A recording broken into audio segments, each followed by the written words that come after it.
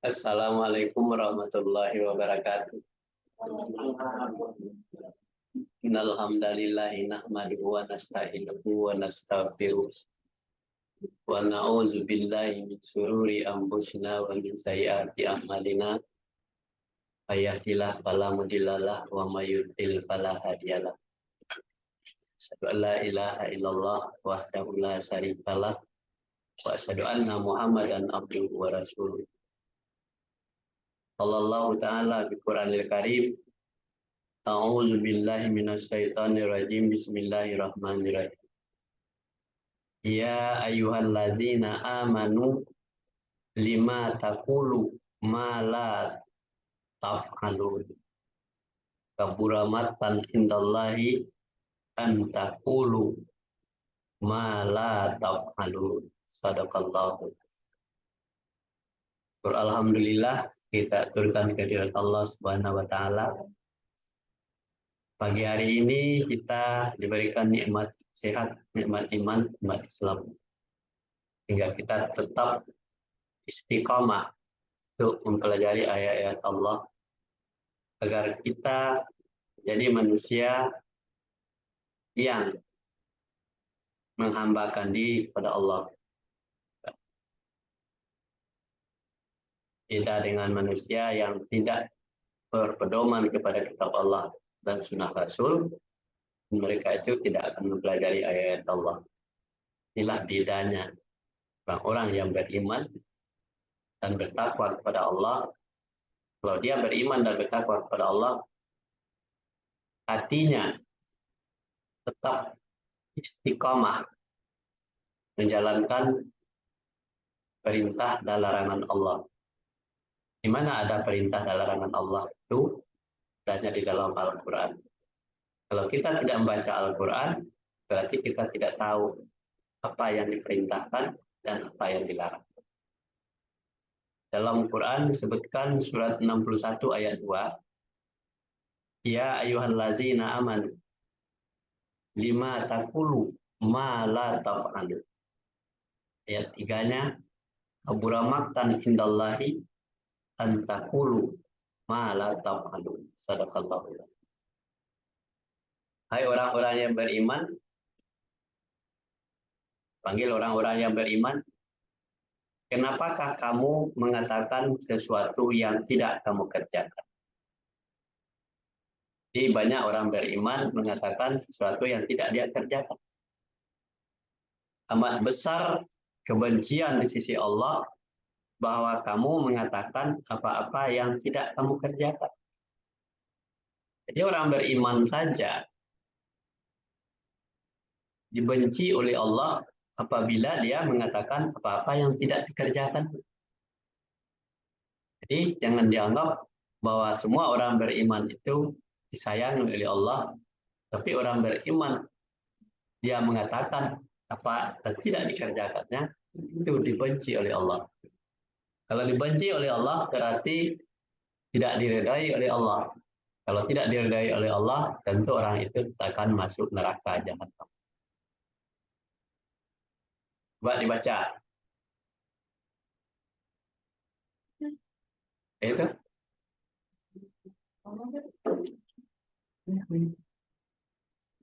Bersama-sama kita memohonkan kehadapan Tuhan Allah, semoga kita diberikan taufik dan hidayah dan inayat supaya terhindar dari watak dan sikap orang yang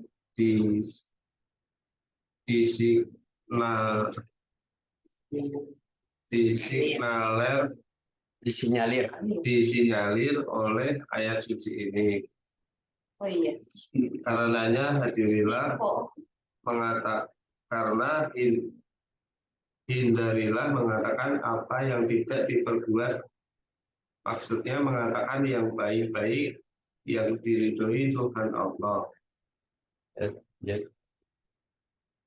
Kembali kita kepada hal yang dihajati oleh fitrah manusia, maka wajarlah terlebih dahulu memohon keizinan Tuhan Allah untuk mengusahakannya.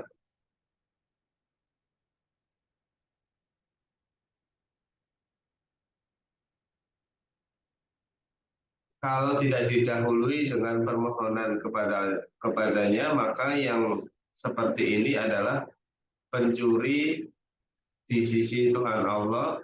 Pencuri pun dapat berhasil, tetapi umat Muhammad Shallallahu Alaihi Wasallam jangan jadi pencuri baik di sisi Tuhan Allah maupun di sisi manusia.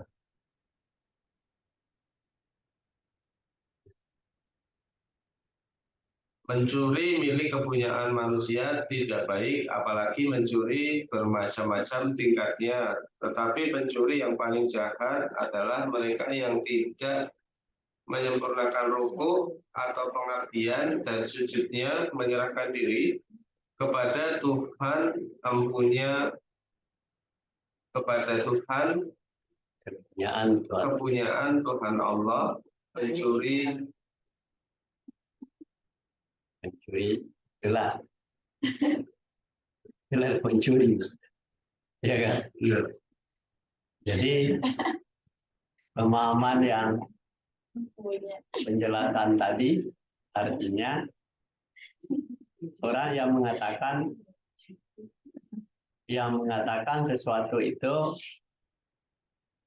tidak sesuai dengan apa yang dikerjakannya, itu adalah orang yang mencuri hanya kalimat-kalimatnya saja, kalimat-kalimat baik saja. Dia mengatakan tapi tidak dikerjakannya, itu mencuri. Ya kan? Dia mengatakan ini baik, bersedekah baik, salat tahajud baik, puasa baik, tetapi dia tidak dikerjakan. Itu berarti mencuri kalimat-kalimatnya saja. Itu dibenci oleh Allah. Ini yang dimaksud dengan mencuri. Jadi kalau maunya Allah itu disesuaikanlah apa yang dikatakan itu yang dikerjakan. Jangan apa yang dikatakan tetapi tidak dikerjakan. Ya kan? Itu berarti kita mengabdikan diri ya kepada Allah. Ya kan, menyempurnakan pengabdian kita kepada Allah. Dan menyerahkan diri kita kepada Allah. Jadi kejujuran. Nah, kejujuran itu yang diminta oleh Allah. Kalau kamu berkata yang baik, kerjakanlah yang baik. Tuh. Kalau kamu mengatakan yang buruk, tinggalkan yang buruk itu.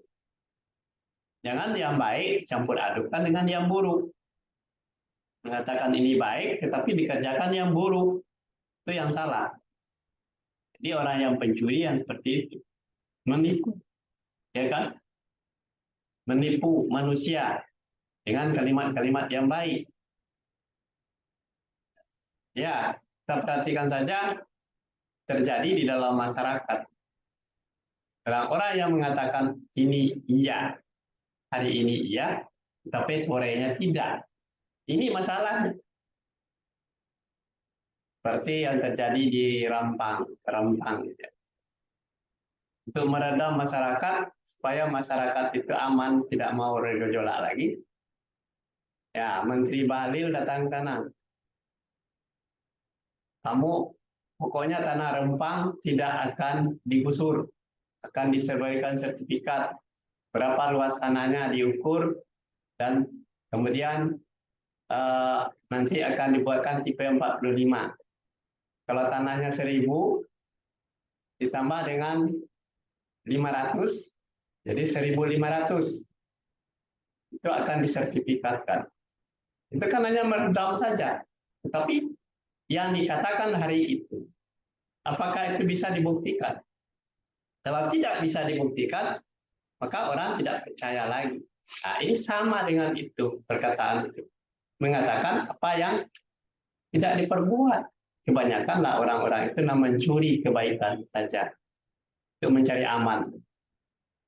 Ini yang terjadi dalam masyarakat dimanapun yang berada, untuk membela diri supaya jangan orang marah sama dia, maka dia mengatakan, ketika dia bersama-sama dengan orang-orang yang lagi rusuh, dia seperti orang kampung. Saya orang kampung, sama dengan Anda semuanya. Ini berarti jadi aman. Saya orang kampung juga, saya juga tidak mau didugikan. Sama saya dengan Anda. Tapi nanti akan saya selesaikan. Itu artinya dia berkata tidak sesuai dengan apa yang akan dikerjakan. Ini masalah.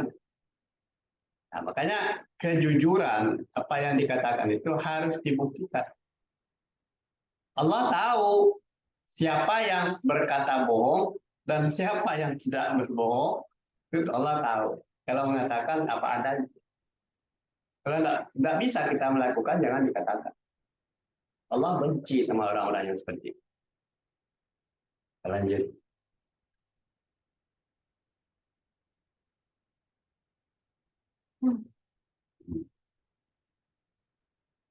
Dalam hadis yang diriwayatkan dari Qatadah, hmm, maksudnya manusia pencuri yang sejahat-jahatnya ialah yang tidak menyempurnakan ruku dan sujudnya. nah, jadi manusia yang jahat. Ya.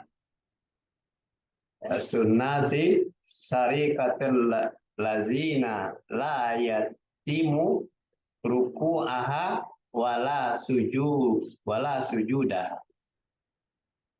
Ya, di Qatadah ini ya. Jadi manusia pencuri yang sejahat-jahatnya ialah tidak menyempurnakan ruku dan sujudnya. Apa yang dimaksud dengan menyempurnakan ruku dan sujud? Yang katakan menyempurnakan itu artinya yang dikatakan harus dilaksanakan. Itu penyempurnakan namanya. Kalau ruku, sujud, ya ruku, ya sujud. Ya kan? Ruku artinya pengabdian. Ya kan? Sujud berarti menyerah. Jadi menyerahkan kepada Allah segala sesuatu yang dilakukan. Jangan sampai kita berbeda. Ya, mengabdi dan menyerah. Ini yang disebutkan. Yang penyempurnakan itu adalah perkataan yang tadinya berjanji dengan orang harus ditepati janjinya. Itu berarti menyempurnakan itu. Ya kan? Jangan sampai tidak menyempurnakan apa yang dikatakan dengan apa yang diperbuat. Jadi harus sejalan. Jadi perkataan dengan perbuatan harus sama. Itu sempurna namanya. Selanjutnya. Ingatlah sesungguhnya kepunyaan Allah apa yang ada di langit dan di bumi. Ingatlah sesungguhnya janji Allah itu benar. Tetapi kebanyakan mereka tidak mengetahuinya. Ya. Di dalam 10 ayat 55. Ala inna lillahi ma fis samawati wal ard.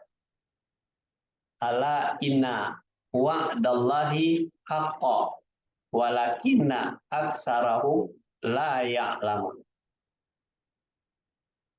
Ya, kata Allah, ya, ingatlah, ya kan, sesungguhnya kepunyaan Allah apa yang di langit dan di bumi. Ingatlah, sesungguhnya janji Allah benar, tetapi kebanyakan mereka tidak mengetahui. Jadi, kalau kita berjanji, ya kan, sesungguhnya Allah yang punya. Jangan kita menganggap bahwa segala sesuatu itu kita yang punya. Itu punyaan Allah yang ada di langit dan di bumi itu. Janji Allah itu benar. Kalau Allah memberikan langit dan bumi kepada kita semuanya, ambillah oleh kamu semuanya, nikmatilah apa yang ada di langit dan di bumi. Isinya dinikmati oleh manusia. Tetapi kebanyakan manusia janjinya tidak sama dengan janji Allah. banyak berbohongnya. Janji tinggal janji, ya kan? Tapi pagi benar, sore tidak benar. Itu kebanyakan. Jadi berbohong. Jadi janji Allah itu, maunya Allah itu apa yang kita janjikan, begitu juga pelaksanaannya sesuai. Jangan sampai mengecewakan. Kata Allah, saya menciptakan langit dan bumi dan seisinya. Nikmatilah apa yang ada di langit dan di bumi. Dinikmati oleh manusia. Menjadi rahmat bagi semesta alam. Makhluk apapun bisa hidup. Tapi manusia kebanyakan melenceng. Sok tahu dia, sok punya. Terus lanjut. Jelas semuanya kepunyaan Tuhan Allah adalah wajar bagi orang yang bertuhan kepada Tuhan Allah mengambil dan mengusahakan kepunyaan Tuhan Allah tanpa terlebih dahulu dengan keizinannya melalui suatu permohonan atau permintaan doa. Tentu tidak wajar, Tuhan Allah tidak akan mempedulikan orang yang mengambil atau mengharap kepunyaannya tanpa terlebih dahulu meminta atau berdoa kepadanya. Langkah selanjutnya, kalau diri kita tidak dipedulikan orang lain, apalagi kalau tidak dipedulikan oleh orang yang menjadikannya, yaitu Tuhan. Kepunyaan Tuhan Allah tanpa terlebih dahulu meminta kepadanya, di samping berakibat tidak akan dipedulikannya, maka jaga Tuhan Allah menghukum bahwa orang yang seperti itu adalah juga orang yang mendustai agama Allah. Karena dosa terhadap agamanya niscaya divonis dalam bentuk siksaan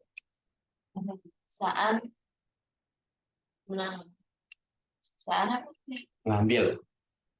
Mengambil, memiliki, dan menggunakan sesuatu. Jadi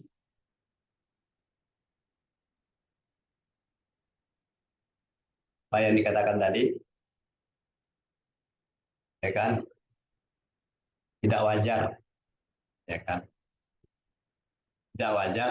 Tuhan Allah itu tidak akan mempedulikan orang yang mengambil atau mengharapkan kepunyaannya. Jadi tidak wajar. Kalau kepunyaan Tuhan Allah, mintanya kepada Allah. Waktunya Allah yang ada di langit dan di bumi. Jadi tidak wajar manusia itu mengatakan bahwa dia punya dia. Bukan kepunyaan Allah atas seizin saya, atas kuasa saya. Mengambil alih miliknya Allah. Jadi kalau misalnya manusia itu hanya kemampuannya hanya berusaha, tetapi tidak bisa memberikan sebuah kepastian. Dan karena tidak punya kemampuannya manusia, karena Allah yang memiliki apa yang ada di langit dan di bumi tadi, ya meminta atau berdoa kepadanya. Jadi manusia itu kalau tidak ada kemampuan lagi, semoga Allah memberkahi semua permintaan saya.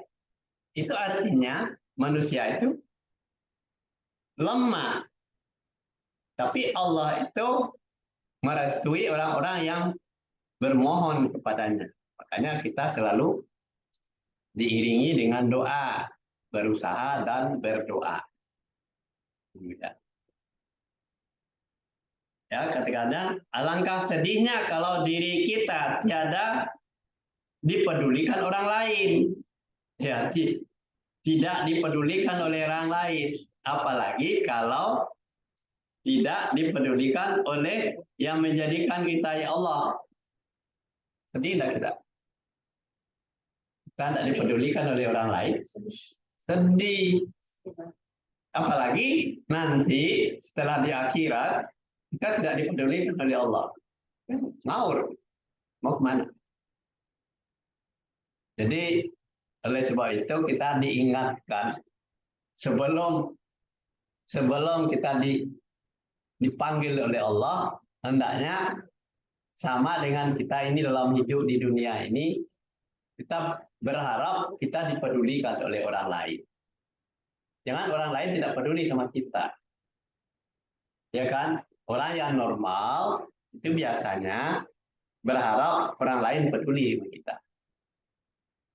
Nah, kalau orang lain sudah peduli sama kita, berarti kita termasuk orang yang penting. Orang yang diharapkan kehadiran kita. Bagaimana kalau kita misalnya di dunia saja tidak dipedulikan oleh orang lain, di kampung akhirat juga tidak dipedulikan oleh Allah. Ini permasalahannya yang terjadi dalam manusia. Manusia itu kadang-kadang dia menganggap sesuatunya enteng saja. Kenapa kita tidak dipedulikan oleh orang lain? Karena janji kita itu banyak yang tidak benar. Yang dikatakan tidak sesuai dengan apa yang kita ya kan? Nah, jadi itu dia. Alangkah sedihnya manusia kalau dia hidup di dunia saja tidak dipedulikan oleh orang lain. Tidak dipedulikan oleh keluarganya. Lebih sedih lagi kalau dia sudah wafat, semua amalannya itu ditolak, tidak dipedulikan oleh Allah. Jadi di mana manusia itu nanti adanya? Minta kepada Allah, kamu itu bukan hamba. Kenapa ketika hidup di dunia, kamu saja menganggap enteng apa yang dilakukan, yang diperintahkan dan dilarang. Inilah akibat dari perbuatan sendiri. Ini masalahnya. Nah, jadi pemahaman yang seperti ini, jangan sampai kita hanya anggap enteng. Ini harus dipahami oleh setiap manusia. Kita tidak dipedulikan orangnya, kita sedih.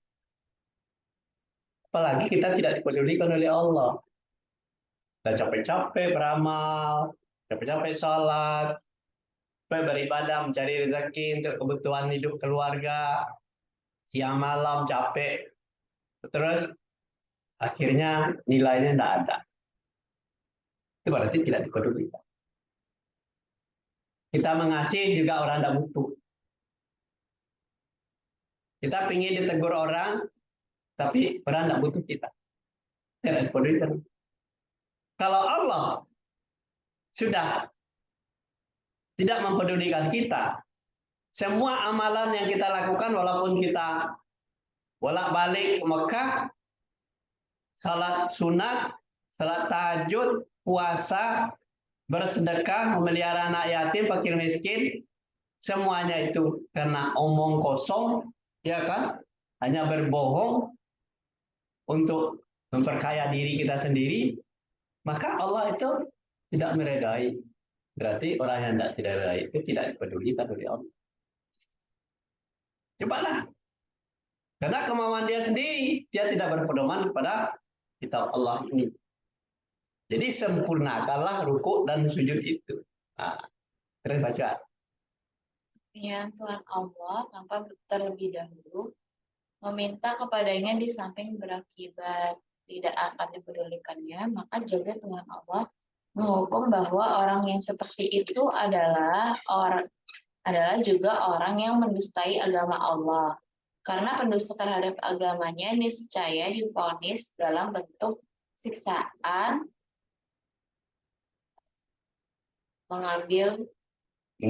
memiliki siksaan, memiliki dan menggunakan sesuatu. Menggunakan sesuatu. Ya. Jadi kalau milik Allah, ya kan? Milik Allah itu apa? Bahagia, sejahtera, selamat. Ya kan? Kita mencari keridhaan Allah agar kita bahagia, sejahtera, dan selamat. Itu milik Allah. Supaya kita bahagia, sejahtera, dan selamat itu, yang punya Allah itu ya kita mohonlah kepada Allah itu agar kita mendapatkan kebahagiaan, kesejahteraan, dan keselamatan. Makanya banyak orang berdoa keselamatan, selamatan. Tetapi di luar sebelum itu kita sudah tidak menghiraukan apa yang diperintah dan dilarangan Allah. Tetapi giliran dapat musibah kita berdoa selamatan. Panggil orang kepada doa selamatan. Memang mohon kepada Allah. Maunya kita itu strateginya setiap diri manusia itu mempedulikan bahwa ini keselamatan itu adalah mulai dari diri kita sendiri. Kita bahagia, sejahtera, kemudian selamat, itu adalah miliknya Allah. Kalau kita memakai milik Allah, kita harus taat dan patuh kepada aturan-aturan Allah. Misalnya di dalam rumah tangga, ini milik kita. Rumah ini milik kita. Apa aturannya dalam rumah tangga? Ya, sesuailah dengan apa yang diinginkan oleh orang yang punya. Ya kan? Kalau kita dalam rumah tangga kita tidak sesuai dengan orang yang punya, mungkin orang yang punya itu katakan, nggak usahlah dipedulikan orang itu cuek saja, itu aja. Ini berarti kan sama dengan Allah. Allah itu punya segalanya, bumi, langit, dan seisinya. Kita tidak peduli kepada Allah, tidak bermohon kepada Allah, tidak minta kepada Allah. Sama dengan orang yang ada di rumah tangga itu sendiri. Orang lihat, ini orang yang tidak peduli. Ini orang yang cuek, ini orang yang seperti ini. Ini masalah mulai dari kehidupan kita dalam keluarga saja. Itu sudah terlihat di situ. Pedulian itu sangat dibutuhkan dalam kehidupan. Sebab di dalam kepedulian itu mendidik kita supaya kita peduli juga kepada apa yang diinginkan oleh Allah. Jadi kita menjaga dalam kehidupan kita beragama. Hanya orang yang mendustai agama adalah orang-orang yang tidak peduli kepada manusia yang lain. Kalau tidak peduli kepada manusia, juga tidak peduli kepada Allah. Kalau tidak peduli kepada agama, berarti tidak mematuhi apa yang digariskan oleh Allah di dalam agama itu. Jadi dasar manusia itu bisa peduli itu dididik dengan beragama Islam yang diridhai oleh Allah. Terus, orang muslim ya, katakanlah kepada orang yang muslim, Tuhanku tidak mengindahkan kamu, melainkan kamu ada ibadatmu. Tapi bagaimana kamu ibadat kepadanya, padahal kamu sungguh telah menciptakannya, karena itu telah azab pasti bersama. Maksudnya Tuhan Allah itu tidak ambil peduli padamu jika tidak ada yang memintamu. Sungguh kamu mendustakan, oleh sebab itu kamu mendapatkan siksaan. Meminta pada Tuhan Allah, demikian pula meminta terwujudnya yang dihadapi oleh kita manusia itu sebelum diusahakan. Dilakukan terlebih dahulu permintaan atau permohonan kepada Tuhan Allah. Semuanya ini dilakukan ya. Terlebih dahulu permintaan atau permohonan kepada Tuhan Allah. Semuanya ini dilakukan yang serasi dengan petunjuk Tuhan Allah. Jadi disinggung di dalam surah 25 ayat 77. Ya. Katakanlah ya kepada orang musyrik. Orang musyrik itu artinya orang yang tidak peduli kepada Tuhan Allah. Orang musyrik, Tuhanku tidak mengindahkan kamu. Jadi orang musyrik itu, Tuhan Allah itu sudah peduli kepada orang yang musyrik. Karena tidak bertuhan kepada Tuhan Allah. Melainkan kalau ada ibadahmu. Nah, taruhlah orang-orang Nasara, orang Yahudi, ya kan, dia beribadah kepada Tuhan. Tetapi bagaimana kamu beribadah kepadanya, ya kan, menyebut Tuhan-Tuhan itu.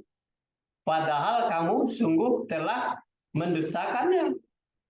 Tuhan yang sebenarnya, tetapi dia bertuhan kepada kemusyrikannya, ya kan? Karena itu kelak dapat azab yang menimpamu. Ini orang-orang musyrik. Jadi oleh sebab itu, orang musyrik itu walaupun bagaimana dia beribadah, berbuat baik, melakukan sesuatu yang diajarkan oleh Rasulullah, tetapi dia musyrik, ya kan? Dia memperserikatkan Allah. Dia dapat segala-galanya. Kalau misalnya dalam bantuan musibah, dia yang pertama sekali karena dia punya uang. Orang Islam yang kere, yang miskin, tidak seperti itu melakukannya. Menghajikan orang banyak dengan kemusyrikannya, dengan kekayaannya. Tapi dia musyrik. Amalan-amalan yang dilakukannya sebesar apapun, kalau dia musyrik, semuanya akan ditolak. Kenapa? Akan menimpa dirinya sendiri. Ini dosa-dosa orang yang musyrik. Alangkah baiknya, ya kan, orang musyrik itu tobat kepada Allah, kekayaan sudah punya, dan bisa beramal baik, beribadah, beriman, dan bertakwa kepada Allah. Nah, dosanya diampuni dan dimaafkan oleh Allah. Baru amalan-amalannya tadi diredai oleh Allah, diterima oleh Allah. Tetapi amalannya banyak, tetapi dia tidak mempersekutukan Allah, maka amalannya ditolak. Malah dia mendapat siksa. Jadi tidak bisa hanya melakukan sesuatu hanya sebagian saja.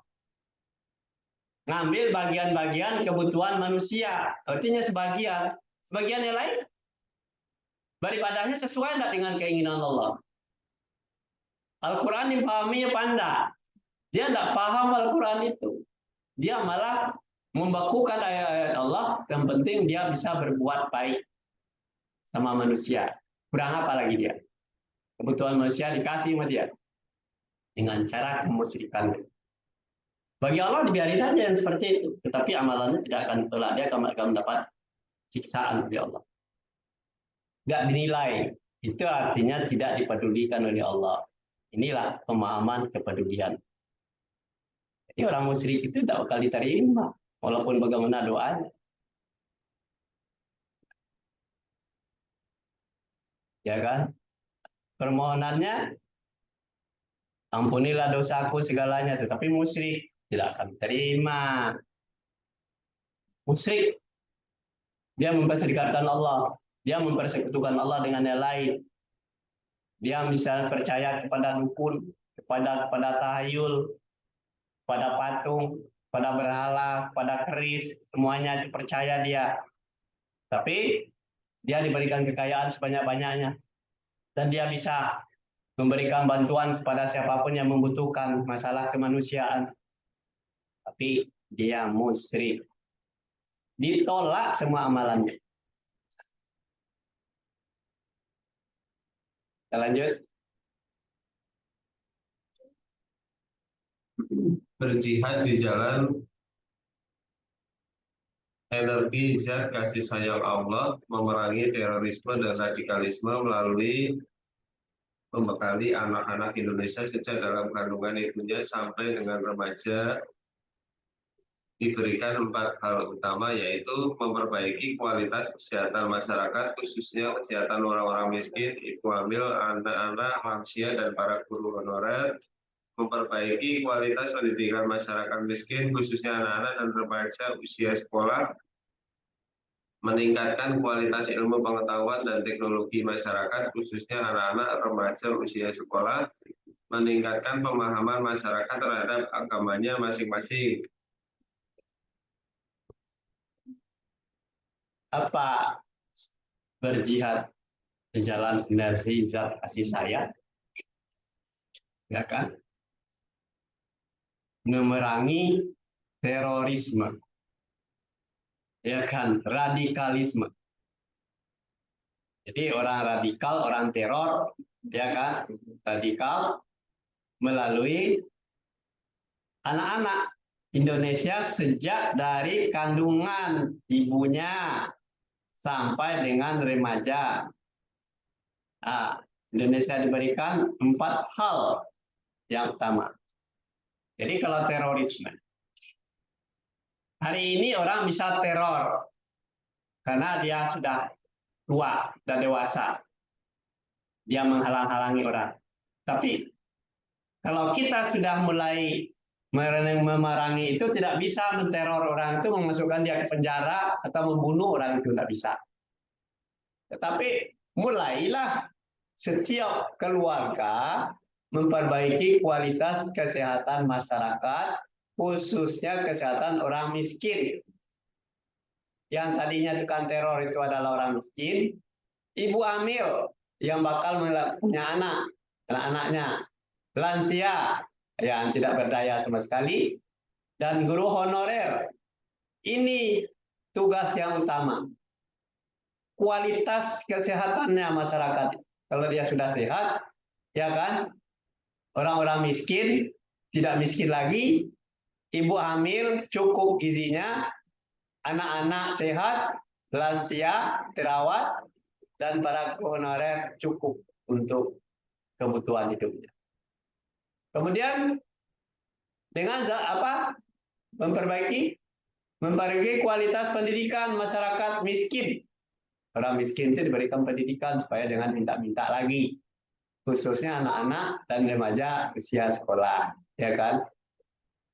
Kemudian meningkatkan kualitas ilmu pengetahuan dan teknologi, ya masyarakat, khususnya anak-anak, remaja dan usia sekolah. Yang keempat, meningkatkan pemahaman masyarakat terhadap agamanya masing-masing. Yang 4 ini namanya berjihad dengan energi kasih sayang. 4 hal ini paling penting dipahami oleh setiap manusia. Bagaimana caranya?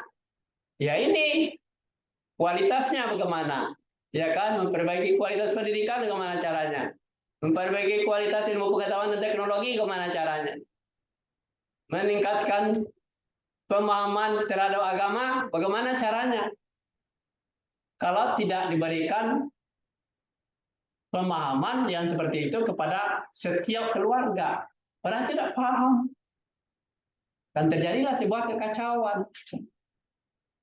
Jadi kalau teroris itu akan, kalau tumbuh anak-anak, kalau setiap keluarga melakukan ini, teroris itu tidak bakal ada. Ya kan? Radikal itu tidak bakal ada kalau setiap keluarga menanamkan ini kepada anak-anaknya. Nanti dalam masyarakat dengan sendirinya akan terbentuklah manusia-manusia yang beriman dan bertakwa kepada Allah. Nah, makanya pendidikan itu sangat penting, agama itu sangat penting, pengetahuan itu sangat penting. Ini di sini manusia itu bisa hidup, bisa diarahkan menjadi manusia yang beriman dan bertakwa kepada Allah. Kalau orang yang sudah teroris, biarin aja dia sampai tua, paling balik juga mati. Tapi yang bakal jadi teroris, ya, yang bakal jadi jermo, ya kan, bakal jadi perek, ya kan, bakal jadi peminta-minta. Ini yang harus diperangi, berjihadnya seperti itu. Nah, usahakanlah daripada usia ini belajar menjadi orang yang baik. 4 hal ini yang paling penting. Kesehatan penting, kesehatan masyarakat penting. Perbaiki kualitas pendidikan penting, pendidikan keluarga dan bapak. Orang miskin jangan sampai selalu minta-minta, seperti diharamkan oleh Allah untuk menjadi manusia meminta-minta.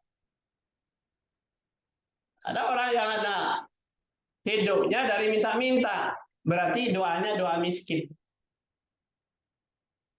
Orang yang minta-minta itu doa miskin.